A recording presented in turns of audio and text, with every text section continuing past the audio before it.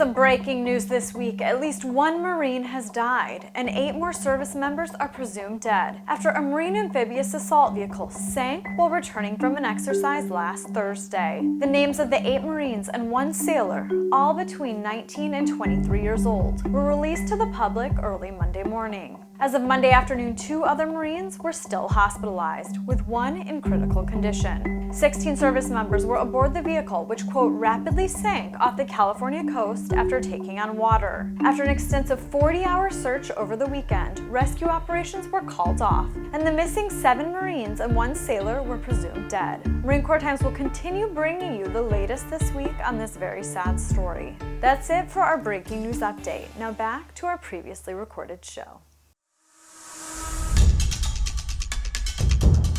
The Pentagon says it's cutting the number of U.S. troops in Germany. Senators want answers on sex trafficking in Bahrain. And get ready for a new suppressor muzzle. Meet the smuzzle. We're taking a look at the top military stories happening this week. Let's check them out.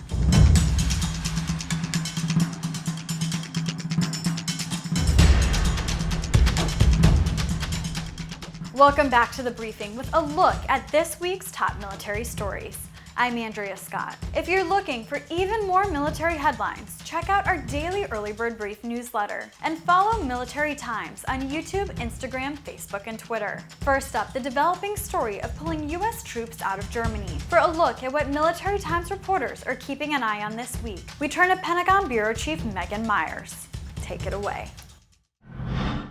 So recently, Defense Secretary Mark Esper and also the U.S. European commander via satellite unveiled this plan that they've been working on for the past few months. Okay, good morning, everyone, and thank you for joining us today. It is part of a larger strategic review of all the combatant commands to see where they can move forces around, cut some costs, that sort of thing. And Europe rushed to the top of the list this summer because President Trump had said, I want to pull troops out of Germany. I don't think Germany is paying their fair share for our NATO partnership, and so we'd like them to go elsewhere. One of the only countries that hasn't agreed to pay what they're supposed to pay is Germany. So I said, until they pay, we're removing our soldiers, a number of our soldiers, by about half. And so this plan that the secretary came up with moves some of those troops out of Germany, but still keep some of them in Europe, and then send some of them back home to the U.S. The current EUCOM plan will reposition approximately 11,900 military personnel from Germany. About 6,000 of those would go to other places in Europe. So they would go to Italy, it's been named as one place. Belgium has been named as a place where some of these big headquarters elements would move to.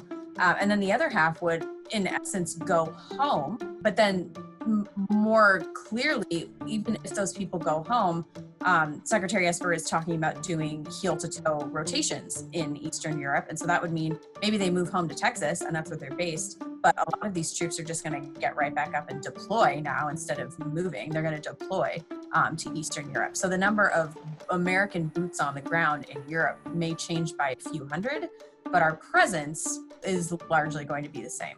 Our aim is to implement these moves as expeditiously as possible, consistent with the principles I set forth from the beginning, particularly being fair to and taking care of our service members and their families. The Secretary of Defense presented this as part of the larger COCOM review. This is something that everyone's been asking for a while in terms of just trimming costs where you can, or bringing people home if that's what makes the most sense. But immediately after this press conference yesterday, President Trump is on the White House lawn saying, this isn't about NATO, and this isn't about deterring Russia, and this isn't about our allies. This is about sticking it to Germany. We're protecting Germany, so we're reducing the force because they're not paying their bills. It's very simple.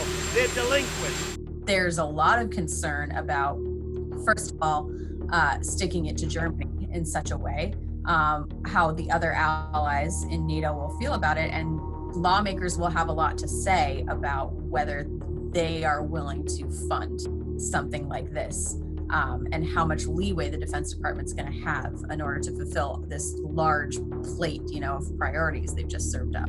This is going to be a developing story. Things are going to change. There's a lot of people who are going to play a role in this, and so we will be covering all of the developments from here at the Pentagon. Thanks, Megan.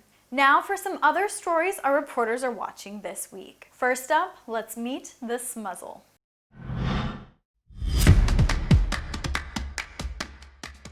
Army scientists have developed a combination suppressor and muzzle brake that keeps machine guns on target and quieter on the battlefield. Coined the smuzzle, the hybrid device cuts half the volume at the shooter's ear, reduces recoil by 1/3, and drops the volume downrange by 1/4. The aim is not just to be friendlier to a soldier's ears, but also to improve tactical advantages. Sounds pretty legit. Next up, Bahrain.